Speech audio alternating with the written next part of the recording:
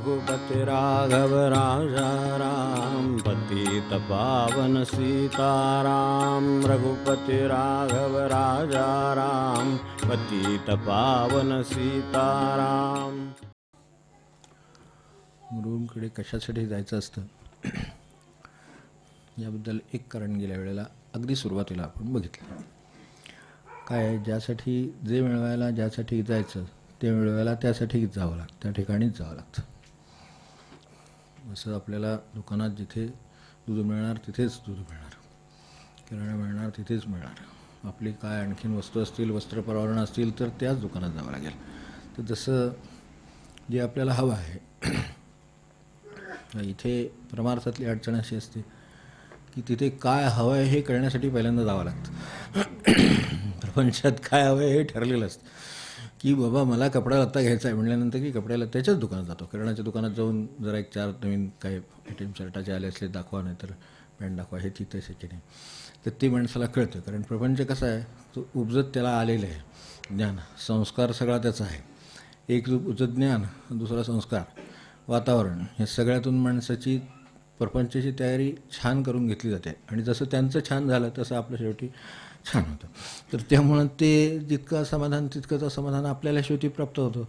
मग हे असं इकडे का होत नाही, तर इकडे परमार्थाचे वातावरण नाही, तशा तऱ्हेचा संस्कार नाही आणि तशा तऱ्हेचा बोधही मिळत नाही. मग म्हणून काय हवं हे नक्की कळत नाही. म्हणून मनुष्य इकडे तिकडे जातो. हे काय हवे त्याला कळलं तर तो बरोबर जे जिथं मिळतं तिथंच जातो. पण ते होतं असं की काय हवे माहीत नसल्यामुळं हिंडत राहावं लागतं की नक्की आपल्याला काय हवं आहे. तर ते जे हवं असतं ते त्यांना आज शोधलं तर त्याला कळू शकतं. फक्त ते तर आज शोधायचं हे कळायला पुन्हा कुठेतरी लागतं की हे कुठे शोधायचं आहे, नक्की काय हवं आहे आणि ते कुठे शोधायचं आहे आणि पुन्हा जायचा मार्ग काय आहे, हे सगळं कळण्यासाठी तिकडे जावं लागतं. त्यातही आणखीन असं की मी माझ्यापासून वेगळा आहे हे शिकण्यासाठी गुरूंच्याकडे जावं लागतं. मी माझ्यापासून वेगळा आहे म्हणजे मी माझ्यापासून वेगळा म्हणजे माझं काय आणखीन एक कुठलं तरी शॅडो आहे अशातला काय भाग नाही आहे वेगळी की जी माझ्यापासून वेगळी आहे आणि त्यामुळे आता मी ते शिकायचे आहे. आयडेंटिटी वेगळी आपली कुठली तरी आहे असं काही नाही आहे. पण मी माझ्यापासून वेगळा आहे म्हणजे मी असल्याचं भान मला आहे.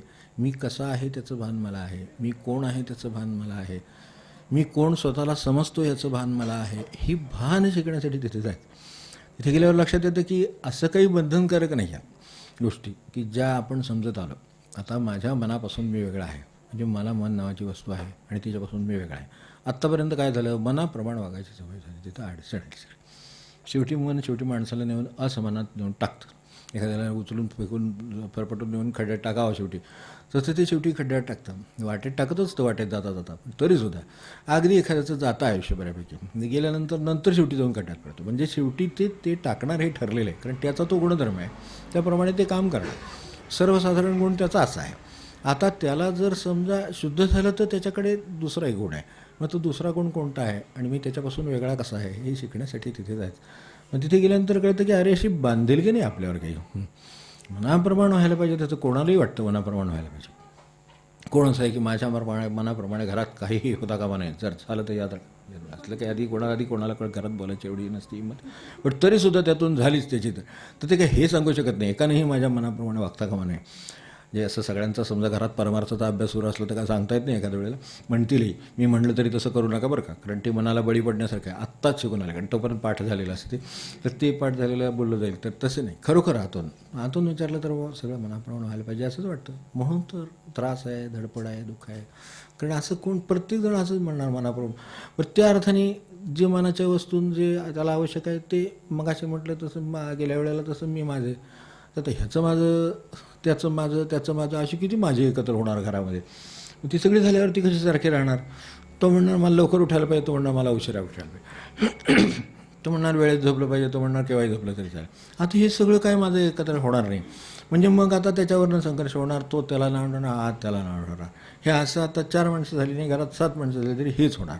कारण ते घटक वेगवेगळे आहेत आणि त्यानुसार त्यांचे माझं वेगळं राहणार. मग ते न ओळखल्यामुळे प्रत्येकाला दुःख राहणार. मग असं जर दुःखाचं घर राहणार तर मग आपण आनंदाचं घर ते करणार कसं, किंवा ज्याच्यासाठी आनंद मिळवायचा ते मिळवणार कसं. म्हणजे मी मनापासून वेगळा आहे असं ज्या वेळेला लक्षात येईल तेव्हा होईल. मनाप्रमाणे झालं पाहिजे बरोबर आहे, पण मनाप्रमाणे झालंच पाहिजे असं माझ्यावर बांधिलकी नाही आहे आणि जगामध्ये पण तशी काही बांधिलकी नाही आहे.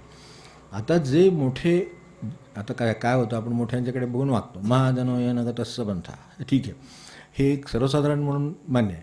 पण महाजनोयन तस्स पंथा म्हणून जर समजा आपण हे मोठ्यांच्याकडे गेलो, तिथे काय परिस्थिती आहे म्हणून आपण तो हुकुमशाह होता म्हणून आपण हुकुमशाह वागू शकतो का?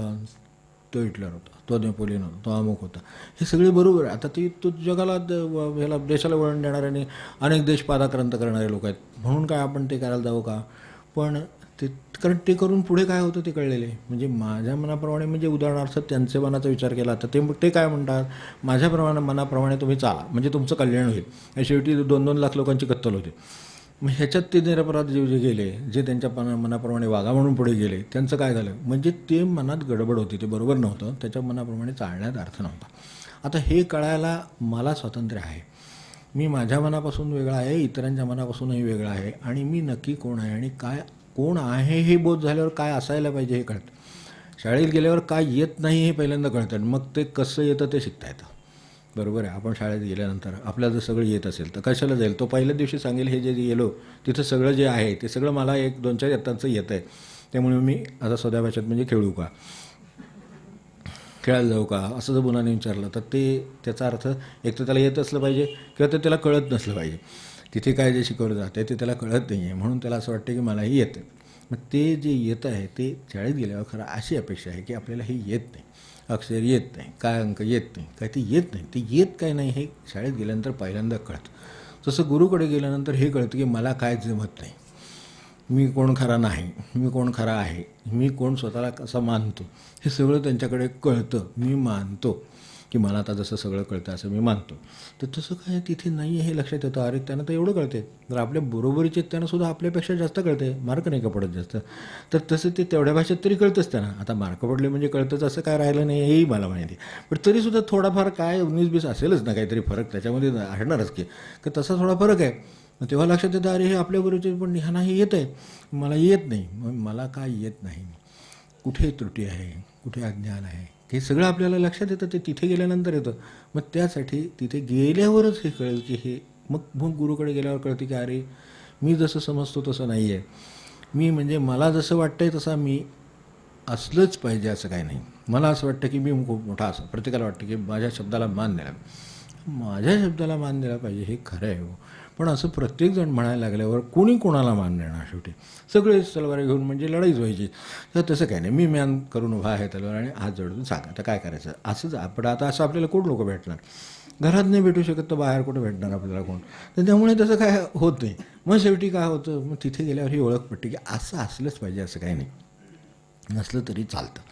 कारण आपण समजा ते तसंच पाहिजे म्हणून नाही ठरवलं, काय स्वयंपाक पाण्यापासून माणसाच्या जेवणाखाण्यापासून असंच झालं पाहिजे असं त्याला वाटतं. स्वयंपाक म्हणजे असाच झाला पाहिजे, करणाऱ्यांना असाच केला पाहिजे असं वाटतं, खाणाऱ्यांना असा तो असलाच पाहिजे असं वाटतं खाताना.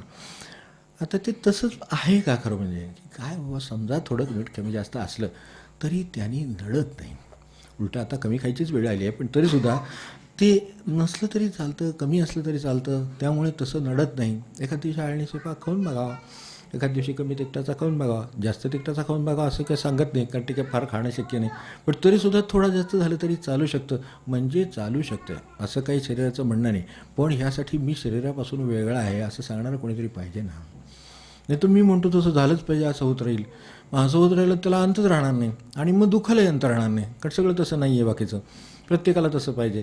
मग तिथे गेल्यावर हे कळतं की अरे मी जसं म्हणतो तसं माझंसुद्धा तसं काही नाही आहे, मलासुद्धा हे नसलं तरी चालतं. फार भूक लागली समजा, काही नसलं तर घरात 4 शेंगदाणे खातो का नाही, पण समजा घरात करणारं कोणीतरी आहे, स्वयंपाक पाणी सगळं सुगरण आहे, अगदी अशी कल्पना करू की सुगरण आहे, तर शेंगदाणे खाणार का तो, पाणी पिणार का तो, म्हणून हा मग तुम्ही असून गाव बघा. म्हणजे शेवटी तिथे नाही आहे म्हटल्यानंतर शेंगदाणे आणि गुळसुद्धा चालते, माणसाला पाणी पितो गप बसतो, कामाला लागतो आपल्या दिवसभर, हे चालू शकतं. म्हणजे मला ते चालू शकतं, फक्त आता इथं का चालत नाही, इथे माझं माणूस घरात असताना, आता माझं तुमचं माणूस घरात असताना हे ठीक आहे, पण तुमचं माणूस असलं ते दमलेलं असतं समजा, तर मग आता शेंगदाणे गुळ खायला काय हरकत आहे, हो ना, काय आपलं नसताना खातोच ना, मग तसं असंच खाल्लं. म्हणजे ते असताना सुद्धा तसं चालतं. म्हणजे मी माझ्याकडे बाजूला जाऊन बघितलं तर मला या जगामध्ये खूप गोष्टी सोप्या आहेत. ज्या अर्थाने त्या अवघड वाटतात, अशीच झाली पाहिजे, तसंच झालं पाहिजे, यांनी हेच केलं पाहिजे आणि तेच केलं पाहिजे, असं काही नाही आहे. केलं ठीक, नाही केलं ठीक. माझं त्या अर्थाने श्वासोच्छ्वास काही नडत नाही. शेंगदाणे गुळ खाल्ला तरी श्वासोच्छ्वास होतो आणि अगदी स्वयंपाक छान करून जेवलं तरीही श्वासोच्छ्वास होतो. म्हणजे तो काही त्याच्यावर नडलेला नाही. माझा समजा अभ्यास आहे, माझं काय पारायण आहे, माझं काय ऑफिस आहे, माझं काय काय तशा अर्थाने नडत नाही. ऑफिसला आल्यावर काय काय काय जेवून आला म्हणून काय पहिल्यांदा एंट्री विचारत नाही, काय कोण नाही. कामाला लागा आल्यावर आता म्हणजे उशीर झालाच आहे आधीच, म्हणजे नेहमी म्हणतात की आता झालाच आहे उशीर, तर आता जाऊ दे, निदान आता तरी काय असेल त्यांच्या अपेक्षेप्रमाणे ते काम करा. ते काय तुम्ही कसं जेवणाला वगैरे, काय आज काय केलं होतं वगैरे, हे काय म्हणजे आता तर कोणाला सवडत नाही. पूर्वी निदान काही वेळेला ह्याच्या चर्चा व्हायच्या. म्हणजे पहिल्यांदा एकदा सह्या झाल्या की मग काय केलं होतं काय नाही वगैरे अशा चर्चा होऊन मग माणसं कामाला लागायची. मग मध्ये मध्ये परत ह्याच्या विषयी निघायचे. अहो स्वेटर विणायची माणसं काय सांगायचं, म्हणजे याच्यापेक्षा ऑफिसमधले विणलेले स्वेटर म्हणून वेगळं प्रदर्शन, तर ते काय करणार, असं सगळं होतं खरं. पण काय तसं नाही आहे. आता त्या कामाचा आणि त्या जेवणाचा काय संबंध आहे का त्या अर्थाने. पोटात काय नसलं तर माणसाला कलकलेल, पण तो गेल्यानंतर आता गेला आहे म्हणल्यानंतर तेवढं त्याच्याकडे एनर्जी असणार, तो काम करणार आणि त्याला तीच अपेक्षा आहे. तेव्हा देवाची अशी अपेक्षा आहे की त्याच्याकडे लक्ष देऊ नका, तुमचं काम काय आहे ते महत्त्वाचं तेवढं बघा. पाणी पिऊन सुद्धा काम होतं, जेवणही काम होतं, उत्तम जेवणही करूनही काम होतं, कमी जेवण होतं, जास्त होऊन होतं. म्हणजे ह्याचा अर्थ त्याचा काय त्याच्याशी संबंध नाही. शरीर चालण्याकडे संबंध आहे हे बरोबर, पण काम करण्याकडे संबंध नाही. माणसाच्या उपाशीपोटी असला तरीसुद्धा त्याला जर गरजेचं असलं करतो करीन काम. मला सांगा, मी उपाशी आहे, मला काय काम शक्य नाही, आणखीन उपाशी राहील. त्यापेक्षा उपाशी असताना काम केलं तर त्याचं पोट भरेल कधीतरी, हे ठरलेलं आहे ना. कारण ते मिळणार त्याला. काय समजा जाता जाता समजा जेवण झालं नसलं तर त्यावेळेस ते सांगतील बाबा तुम्ही जेवण न करता आला, काय हरकत नाही, आता जेवण करून घ्या. तुम्हाला वेळ झाला, त्यावेळेला गडबड होती, 4 माणसं होती, ती आधी डिस्पोज करणं भाग होतं, ते केलेलं आहे. आता 2 वाजले, आता हरकत नाही, तुम्ही एवढा वेळ काढला ना, आता तुम्ही तासभर नाही आला तरी चालेल, असं अजूनसुद्धा सांगणारी माणसं आहेत. आणि तशा तऱ्हेची त्याला प्रतिसाद असतो. पण हा तसं करणारा लागतो परत. तोच जर म्हटलं की माझ्या पोटातच काय नाही आणि मला करवत नाही, मला हे होत नाही, मला जमत नाही, ते म्हणते आपल्या जाग्या शांत चित्ताने घरी जावं, हे परवडेल. पण अशा तऱ्हेने काम करणं परवडलं नाही. हां ठीक आहे, तुमचं जेवण नाही झालं, तुमच्या पोटात काही नाही, काय हरकत नाही, तुम्ही काम करू शकता का, आता करू शकतो, करावं. थोड्या वेळाने तेच म्हणतात, आता जे महत्त्वाचं होतं ते झालेलं आहे, आता तासाभराने. पण स्वतः बाजूला जाण्याची विद्या आली तर. नाही तर असं आहे तर मी आता काय करू. आता हे नुसतं जेवणाच्याबद्दल बोलत नाहीच आहे, आपल्या लक्षात आलंच असेल. गोष्टी आपल्या मनाप्रमाणे झाल्या म्हणजे मग मी कामाला लागणार असं जर म्हणला तर जीवनात दुःख आहे. पण गोष्टी कशाही असल्या तरी मी कामाला लागलेलो आहे, ही परमार्थी माणसाचं लक्षण आहे. त्याला गुरु असलाच पाहिजे कोणीतरी. गोष्टी कशाही असल्या तरीसुद्धा मी माझ्या कामात माझं दुर्लक्ष होणार नाही. आता हे माझ्या कामात म्हणजे माझ्या नाम घेण्यात यातले काही अडचण नाही आहेत. नाम घ्यायला त्याला कशाला बाकीचं पाहिजे. तो भरलं चांगलं जेवला आणि भरल्या पोटी समजा जर तो जपाला बसला तर उलटं होण्याची शक्यता आहे. त्याचं नाम नाही होणार. तो म्हणणार मला नाही आवडत, डोळ्यावर फेंगी डुलक्या येतात आणि कुठलं नामन कुठलं काय माळ हातातनं पडते, काय करणार. म्हणजे त्यावेळेला खरं गरज कशाची आहे, तर खरं द्यायचीच आहे उलटं की अर्धपोटी असावं. मग आणि आता डॉक्टरांच्याकडे गेल्यावर ते लिहून देतात, तेव्हा मग करतात डाएट. ते डायटिशियन वगैरे निघलेले आता. मला सांगा डायटिशियन कशाला पाहिजे. आपलं पोट म्हणजे डायटिशियन आहे, ते सांगतं ब्रेनमध्ये व्यवस्था आहे की ह्याच्या पुढच्या अन्नाची आपल्याला गरज नाही, हे सांगणारं डायटिशियन आत बसवले त्यांनी. एक त्यांचं चालू दे, त्यांचं ते व्यवस्थित. माझं त्याबद्दल काय म्हणणं नाही, कोणत्यात व्यवसाय म्हणून असला तर बिचाराचं व्यवस्थित चालले, चालू दे. आपणही तिथं जावा, तिथं जाऊन मग मोड आलेले ते मूग वगैरे वगैरे सगळं काय असेल ते, मला काय त्यातलं माहीत नाही फारसं. पण ते मोड आलेलं धान्य खावं, मग अमुक खावं, मग पाणी प्यावं, मग 4 तास काही खाऊ नये वगैरे. आता असं आहे, एकदा पैसे देऊनच शिकायचं आहे म्हटल्यानंतर अजून 1000 रुपयाचा कोर्स, मग 2000, मग 5000चा कोर्स, सगळं केल्यानंतर शेवटी जर समजा पाण्यात मूग घालून मोड आलेली मुगत खायची ते घरात फुकटात वेळ ते. पण तसं ते ज्ञान वाटत नाही. असं ऐकलं की नाही की ज्ञान वाटतं. आणि त्यात पुन्हा आणि त्याला बरं वाटावं म्हणून ग्रेड 1चं ज्ञान, ग्रेड 2चं ज्ञान, की ग्रेड 2चं ज्ञान झालं की तो ग्रेड 1वाल्याला शिकवायला लागलाच. तुम्हाला काय कल्पना नाही अजून आयुष्याची वगैरे. कसले काय काय सोपे गोष्टी आहेत. गुरुकडे जातात, हे गुरु इथं बसलेले ते सांगतात स्वतःपासून तू वेगळा आहे, मी माझं, हे ओझे समजतं. घेणारा कोण, क्षणभर विचार करू आपण. तिथे होतो गेल्या वेळेला, मी माझं हे समजतं. तर हे जो ओझं आहे तर घेणारा कोणतरी असला पाहिजे ना. जर माझंच ओझं आहे तर घेणारा कोण हे शेवटी.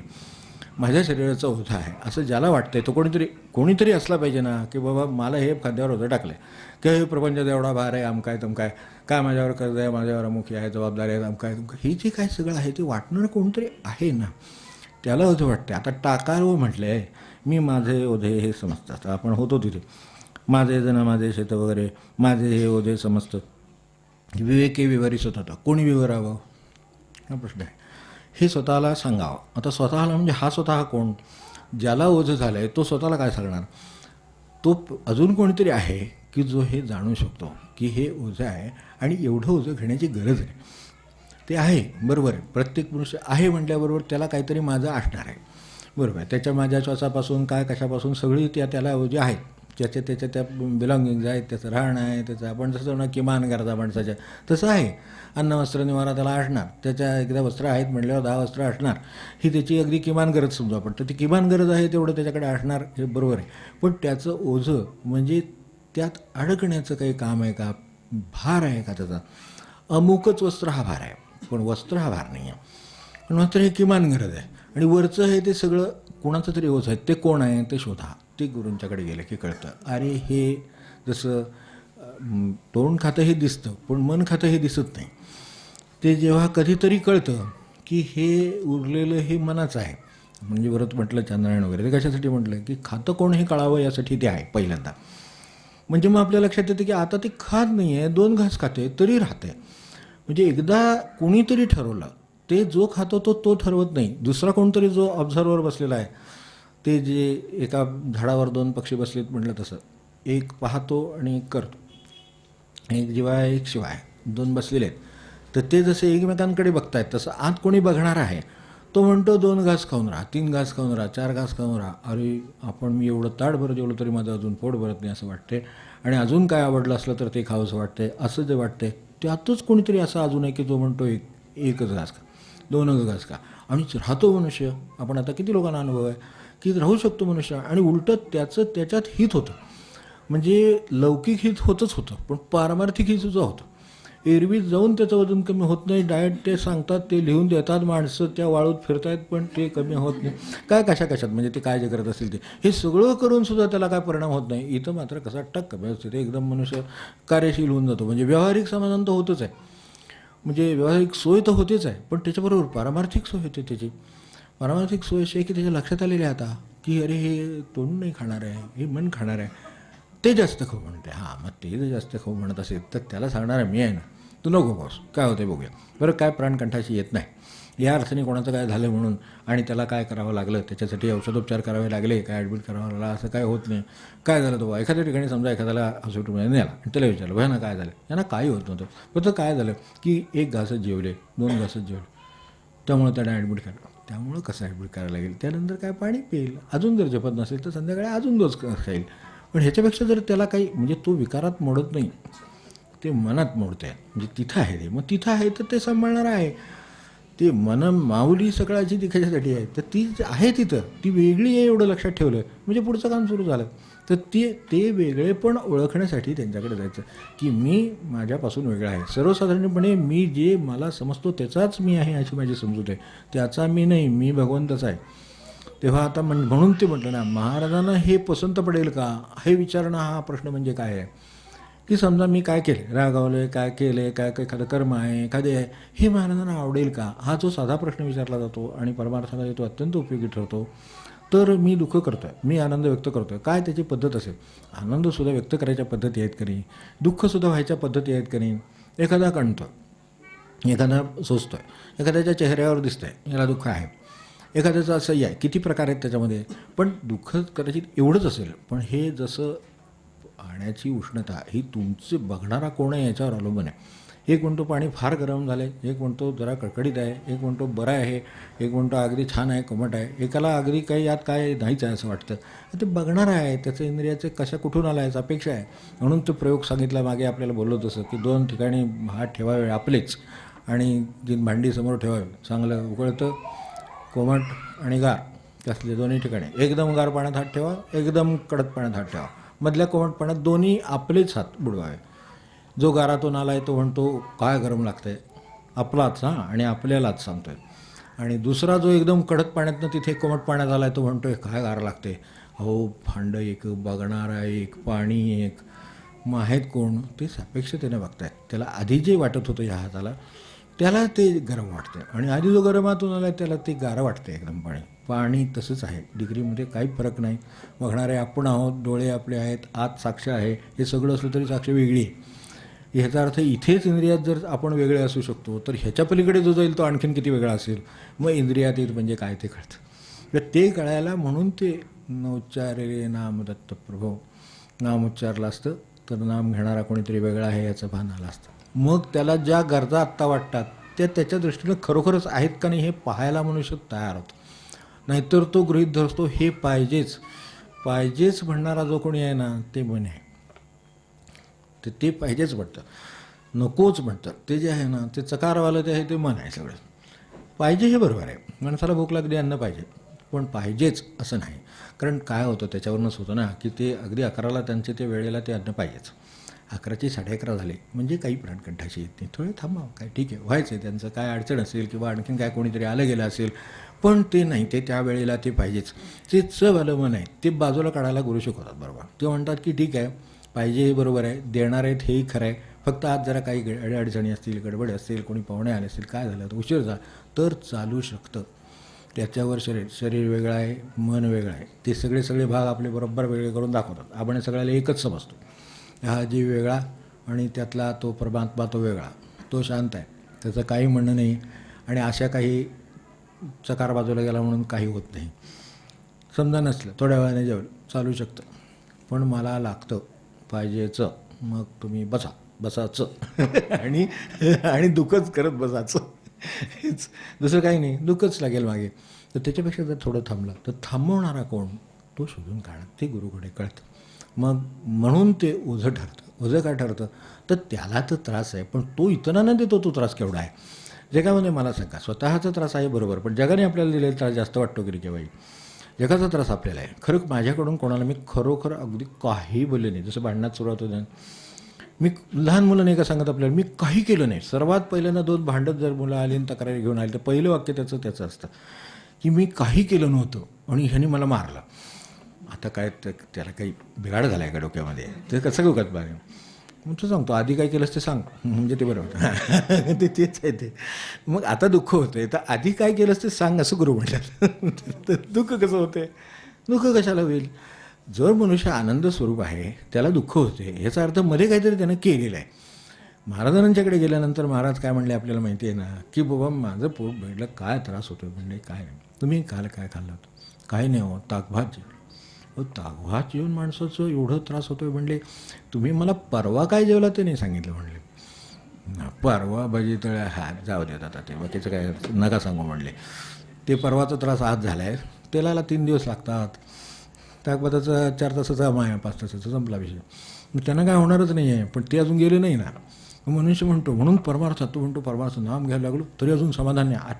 आता त्याच्या आधी असमाधान होणाऱ्या एवढ्या गोष्टी करून ठेवल्या त्याला जर काय त्या जात नाही आहेत का.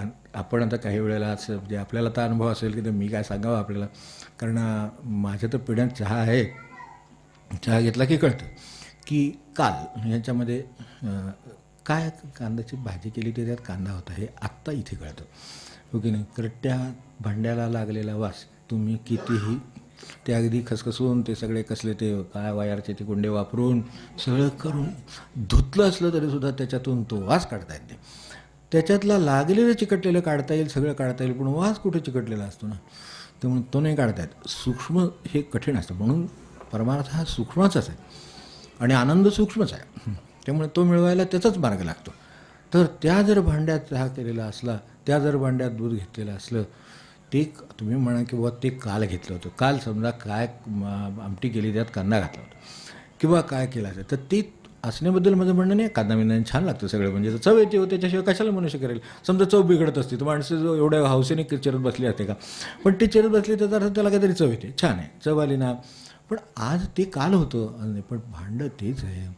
त्याच्यातले जर आज दूध जरी घेतलं असलं, आज चहा जरी करायला गेलं तरी त्याला जो जाणकार आहे किंवा आता काहींचं म्हणणं काही नाही, कशातही काही ठेवा, मला काही चालेल, त्याचं गोष्ट सोडा. एक तर तो परमात्मा म्हणजे पोचलेलाच आहे, नसेल तर त्याला काय कळत नाही. चिमटा घेऊन जर मोठा याचा सुई उचलायची तर कशी जमायची, म्हणजे तिथं तसं आहे, त्यामुळे ते काही फरक पडत नाही. त्यात कांदा असूल असं काय त्याचं काय फरक पडत नाही त्याला. ते त्या सूक्ष्मतेवर अवलंबून आहे. त्यामुळे सगळा परमार्थ हा सूक्ष्मतेचा आहे. तर तिथे जाऊन गुरु सूक्ष्मता शिकवतात की हे जे तू समजतो हे बरोबरच आहे, तू म्हणजे ते नव्हे.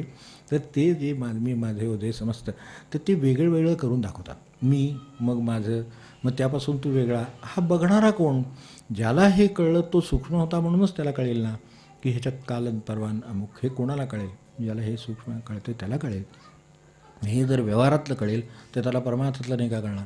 परमार्थातलं कळलं तर आनंद कशामुळे बिघडला. तसं मी आधी काय केलं होतं त्याच्यावर हे अवलंबून आहे. पण छान लगेच असं वाटतं की बाबा आता नाम घ्यायला लागलो, आता कसं सगळं आनंदी आनंद असला पाहिजे. पण आनंदी आनंद असला पाहिजे म्हणजे काय हे सुद्धा अजून नीट स्पष्ट नसतं. सगळ्या गोष्टी मार्गी लागल्या पाहिजेत. मुलींची लग्न झाली पाहिजेत, ते पास झाले पाहिजे, ते झालं पाहिजे, ते द्यावे, ते झाले पाहिजे, अमुक तमुक, त्यांचं ते काय त्यांना बढती मिळाली ती मिळाली पाहिजे, नोकरी सुरक्षित असली पाहिजे, पगार वेळच्या वेळ जाईल, सगळ्या गोष्टी आहेत त्याच्यात. त्यात पुन्हा त्यांना नातवंड नसलं तर नातवंड झालं पाहिजे, पणतवंड झालं पाहिजे म्हणतो. आता काय संपायचं कधी? ते म्हणणार बाबा आता खापर पण तेवढं मागू नको, आता तुझे आपल्या देवाचं काय असेल ते बघ आता बस. असं शेवटी देवाला म्हणायची वेळ येते, मग तो स्टॉप देतो कुठेतरी. तर हे त्याचं संपणार नाही. तर ते म्हणतात हे तुझं संपणार नाही, त्याच्यापेक्षा आत्ता तुला आनंद काय आहे तेवढं बघ, मग कसा मिळवता येईल तेवढं बघ. तू कुठल्याही ठिकाणी अस, तू शाळेतच, तू हे असं, तू कोणी रस आश्रमी असं काय असेल ते वय असेल, 50 असेल 70 असेल, काय असेल ते असेल, या क्षणी काय आहे ते बघ. तिथे सुद्धा मनच आहे, तिथे सुद्धा ते वेगळंच करावं लागतं. अपेक्षा बाळगून दुःख, आता काय करणार त्याला? अपेक्षा राहणं, अपेक्षा आला की भंग आली, मग दुःख आलं, मग त्यापेक्षा अपेक्षा नाही केलं. जे आमचं एक भिक्षकरी होते, त्याची मला ती म्हणून मागे एकदा आपल्याला त्यांचा मंत्र सांगितला, तो महामंत्र आहे आमच्या दृष्टीने, एक साधाचाच आहे, देऊस का वाला न देऊस का विवाला. हे ते म्हणायचे त्यावेळेला नाणं टाकताना सुद्धा त्यांना हात जोडावेसे वाटायचे की देऊस का वाला न देऊस का विवाला. कारण देणारा एकच आहे, न देणारा सुद्धा तोच. हे ज्याला कळलेलं आहे त्याला जो देत नाही त्याच्याबद्दल सुद्धा काही त्रास नाही. न देऊस का विवाला. आता त्याला काही देणारे असणार, काही न देणारे असणार, हे दोन्ही असले तरी त्याच्या समाधानात भंग पावत नाही, तर त्याच्याकडून शिकतोच गुरु झाले आमचे. हे गुरुच आहेत आपल्या दृष्टीनं. मग तसं ते शिकता येतं. त्यांच्याकडे गेलं की हे लक्षात येतं की हे सगळं वेगळं आहे, मी स्वतंत्र राहू शकतो, मी माझ्याच मनाप्रमाणे वागायला पाहिजे असं मला अजिबात बंधन नाही. खरं जर परमार्थाचं काय तिथे असेल मर्म, तर तिथे आहे की माझ्यावर मनाचं बंधन नाही, माझ्या उपयोगासाठी मन ठेवलेलं आहे. माझ्याकडे घोडा ठेवला आहे, पण तो मला देवळात जाण्यासाठी ठेवला आहे. आता कशासाठी वापरायचा हे तेच ठरवते, ही गडबड आहे. घोडं म्हणते तुम्ही बसा फक्त, कुठं जायचं ते मी ठरवतो, हे दुसरं मन चालू आहे काम ते. ते नाही, त्याला म्हणायचं मला जिथं जायचं तिथं तू नेणार. हे परमार्थ चित्त आहेत. आणि पहिल्यांदा असं वाटतं की असं कसं होईल, मनाविरुद्ध झालं म्हणजे माणसाला तास होणार वगैरे, ते सगळं मनाविरुद्ध नाही, प्रमाणाने. आपण मला सांगा, आपल्याकडे दारात गाडी उभी आहे, तिच्या मनाप्रमाणे आपण फिरतो का? तिला जिथं जायचं तिथं ती बसलं की ती निघाली, ती पूर्वेला जायची म्हणजे पश्चिमेला गेली, जाऊ दे कुठं जाते ते. असं आपण गाडीच्या बाबतीत करत नाही, मनाच्या बाबतीत मात्र करतो. त्याला जसं करायचं आहे तसं करूया. त्याला तसं करायचं असलं तरी भगवंताची यंत्रणा वेगळी असेल, त्यानुसार करू दे ना. ती काय यंत्रणा आहे ती जाणून घेतली पाहिजे. आता मनापासून मी वेगळा हे पहिल्यांदा जाणून घेतलं पाहिजे, नंतर दुसरं हेही जाणून घेतलं पाहिजे. तसंच काही माझ्यावर बंधन नाही, ती गाडी जाईल तसं जायचं नाही आहे. मला जिथं जायचं आहे तिथं गाडीनं आलं पाहिजे. म्हणजे मला भगवंताकडे जायचं आहे तर मी दर्शनाला जातो, माझं मन चपलेत, मग आता ते होणार कसं गणित सगळं? मग ते तिथं लागत नाही ना, लक्ष लागत नाही. समजा चुकून नवीन घेतलेली असते त्यातल्या त्यात किंवा टिकवलेली असते, काही ना चप्पल टिकवायची खूप सवय, तर त्याच्यातनं ते टिकवतात खूप अगदी. आणि म्हणजे माझी कशी टिकली, काय टिकली, मी कशी जपून वापरतो, अमुक करतो, सगळे छान आहे. पण चप्पल सांभाळण्यापेक्षा हे भगवंत सांभाळायचं जरा, तर आणखीन बरं झालं असतं. ते थोडं निदान थोडं आणखीन जास्त नक्कीच काहीतरी झालं असतं. मग ते टिकवून आहे, माझं काय ते लगेच तोडावी असं म्हणणं नाही, किंवा काही चालून काही करावं. त्याच्यात थोडासा फरक आहे ना, काहीतरी ह्या दोनमध्ये फरक आहे ना. मग काय टिकवायचं आणि काय टिकवायचं कमी महत्त्वाचं आहे, एवढं तरी कळावं. काय एसेन्शियल नॉन एसेन्शियल म्हणतात तसं काय अत्यंत आवश्यक आहे, काय नाही आहे, त्यात ग्रेडेशन काही आहे की नाही, का सगळ्याच गोष्टी तितक्या महत्त्वाच्या आहेत किंवा मला वाटणाऱ्याच गोष्टी महत्त्वाच्या आहेत, असं काही नाही आहे. म्हणजे कृष्णमूर्तींच्या ठिकाणी जे झालं ते त्या झाडाखाली येऊन बसले वगैरे, जे मागे आपल्याला बोललो होतो, त्यांच्या प्रवचनाच्या वेळेला शांत चित्ताने माणसं बसली, ते येऊन नेहमीप्रमाणे यायचे, शांत चित्ताने यायचे, बसायचे. त्यांची एकदा मांडी घातली की मांडी हलवायची, त्यांना कधी कधीही गरज वाटली नाही. त्यांचं टाईम असायचं एकदम 1 तास म्हणजे 1 तास किंवा काय 2 तास सेशन 2 तास. ते त्या त्या काळात त्यांना कधीही पाठ हलवायला लागली नाही, कधी मंडे हलवायला लागली नाही. असेच पुरुष होता. तरीसुद्धा ते त्या जागेवर बसल्यावर काय नाही, बसले तिकडं ह्यांचे आवाज सुरू झालेत. ते झाले की ते जे त्यात ह्याच्यात सुफींच्या ह्याच्यात आहे वाक्य तसं, टुडेज सर्मन इज ओव्हर. आत्ता ते बसल्यानंतर शांतचित्ताने जर बाजूला बसलेल्या झाडावरचा पक्षी गात असेल, त्यांनी गायला सुरुवात केली तर त्याचं गाणं संपलं की आजचं निरूपण संपलेलं आहे. ज्याला अशा तऱ्हेनं तादात्म्य होता येत असेल तर त्याला शब्दाचा उपयोग होणार आहे, नाहीतर तो शब्दातच राहणार आहे. आज झालंच नाही असं वाटेल, आज झालेलं आहे, फक्त मला ऐकू आलं नाही. म्हणजे मला सूक्ष्म ऐकण्याची विद्या आहे, त्यांना तादात्म्य होण्याची विद्या आहे. काय आपणच बोललं पाहिजे असं काही नाही आहे. पक्षी बोलू शकतात, पण मी ते ऐकू शकलो पाहिजे ना. पक्षी तर बोलतातच आहेत, झाडं तर बोलतातच आहेत, पण मला ऐकण्याची विद्या नाही. ती सूक्ष्मविद्या आली ना तर माणसाला आनंदाला काही कमी पडणार नाही. माणसाच्या आनंदाची सध्या अवस्था कशी आहे, काहीतरी झालं तरच आनंद होतो. काही नाही झालं तरी किती आनंद आहे खरं सांगायचं तर. विचार करून बघ क्षणभर. काही काही गोष्टी तर अशा असतील नक्कीच की त्या नाही झाल्या तर बरं वाटतं. एखादा पाहुणा आहे, नाही आला तर बरं वाटतं की नाही. जे ठरलं आपण सुद्धा मानसिक तयारीत ते आहोत की आता ते येणार, म्हणजे काय काय होणार आपल्याला सगळं माहीत असतं पुढं. आणि अचानक त्यांचा फोन येतो, काय झालं, येणार होतो पण ते ह्यानं ताप बारला. अरे अरे अरे अरे, म्हणजे आपण म्हणतो वर, पण आतून म्हणजे काय झालं ते माहीत असतं. बरं झालं सध्या आठवडाभर काय प्रॉब्लेम नाही असं वाटतं की नाही. मग तसं होतं ते. काही गोष्टी न झाल्या जर बरं होत असेल तर भगवंताच्या इच्छेनं काही गोष्टी न झाल्या तर त्या बऱ्याच असल्या पाहिजेत. कारण होण्यामध्ये काहीतरी गडबड आहे. भगवंताला आपलं नेहमीच कल्याण आणि हित करायचं आहे, आपल्याला नेहमीच आनंद. तो आनंदच आहे आणि त्याला आत आनंदातच राहायचं आहे. त्याला जिथे विक्षेप येईल तो ते बाजूला करतो.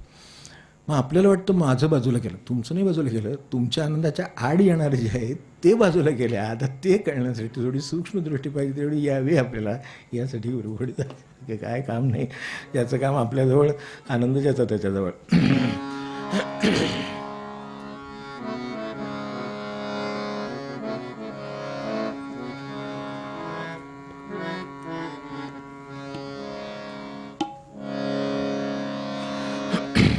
जय जय राम कृष्ण हरि राम, जय जय राम कृष्ण हरि राम, जय जय राम कृष्ण हरि राम,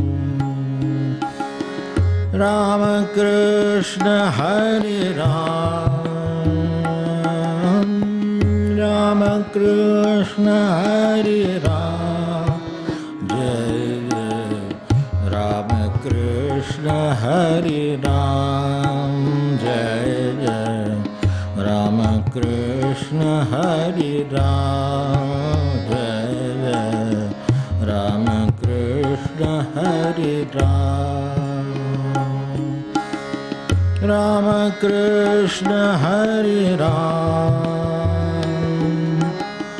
राम कृष्ण हरि राम, जय जय राम कृष्ण हरि राम, जय जय राम कृष्ण हरि राम, जय जय राम कृष्ण हरि राम.